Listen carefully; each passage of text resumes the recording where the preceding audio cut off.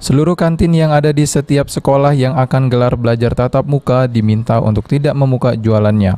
Hal ini dilakukan untuk mencegah terjadinya kerumunan yang berpotensi terjadinya pelanggaran protokol kesehatan COVID-19.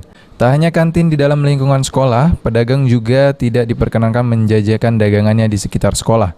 Teddy Melwansah, Kepala Dinas Pendidikan Oku mengungkapkan, pihaknya sudah membuat himbauan ke seluruh satuan pendidikan untuk mematuhi kebijakan pembelajaran tatap muka sesuai dengan instruksi Mendikbud. Setiap sekolah diminta untuk menyampaikan kepada siswa agar para siswa membawa bekal dari rumah.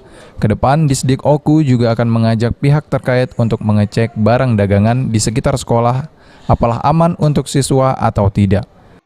Paling penting kami sudah membuat aturan bahwa untuk sementara selama PTM ini di masa pandemi, seluruh kantin-kantin yang ada di sekolah itu untuk sementara ditutup dulu. Termasuk kami akan bekerja sama dengan Pol PP, Dinas Perhubungan, dan mungkin juga dengan BP POM. Kami coba akan menertibkan apabila ada pedagang-pedagang yang ada di sekitar sekolah. Nah, dan kami juga sudah mengatur pola masuknya nanti.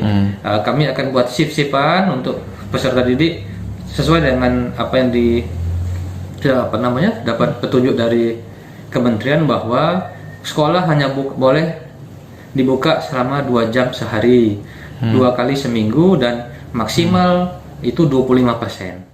Setiap sekolah akan membuat kebijakan jumlah siswa yang melakukan PTM, sehingga tidak terjadi penumpukan.